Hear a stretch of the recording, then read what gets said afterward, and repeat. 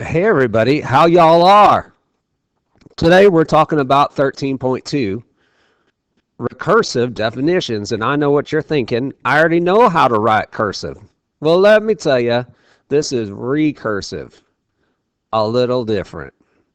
Shall we begin? We are talking about patterns. Again, I know it's getting a little repetitive, but this is a different way of looking at patterns. Let's look at these numbers right here. 1, 3, 5, and 7.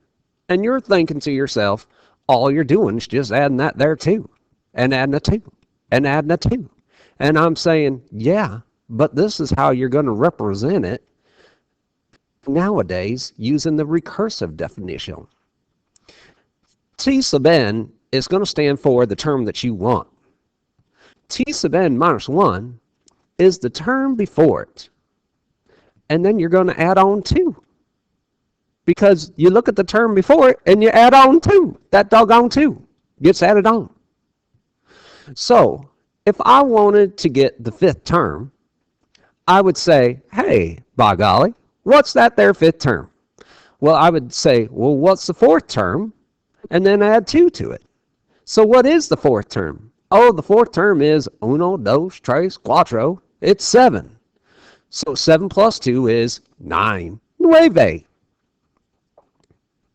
Hey, everybody. That is how you do recursive definitions. Recursive definitions are represented by the n minus 1, t sub n minus 1. And all it means is the term before it. Okay? All it means is the term before it. So if I was looking at this pattern, I could say, I'm adding 2, I'm adding 2, I'm adding 2. But what are you adding 2 to? Question mark. You're adding 2 to the previous term. This means the previous term or the term before. Okay? Click. Let's try another one. Let's say that it was 2 and then 6 and then 18 and then 54. Multiply by 3, multiply by 3, multiply by 3. Pretty obvious to see that one, right? And so you would say, well, the recursive definition would be to get whatever term you want, you would take 3 times the previous term. All this means is just the previous term.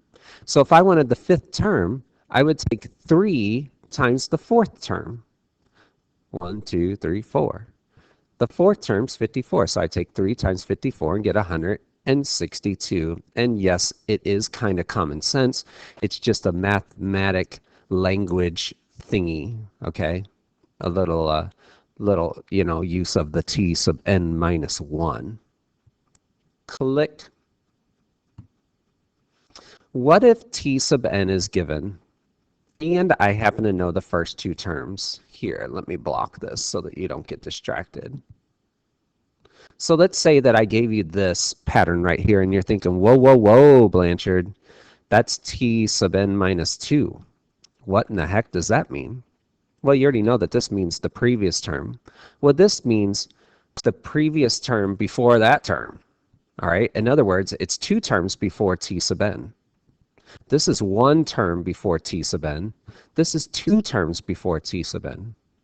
So if I gave you the first term is 6 and the second term is 11, and I said, hey, what would the third term be? Well, you would say that's easy. The third term is going to be the second term plus the first term. The second term, because that's 3 minus 1, and that's 3 minus 2. So then the second term's 11, that was given, and the first term is 6, that was given, and now that's 17. But wait, let's just go crazy and just keep on going. What if I said, what's the fourth term? Well, you would say, that's easy. The fourth term is the term before it, the third term, and the term before that one, the second term. So it would be 17 plus 11, which is 28. I could keep on going, but I digress. It's too easy.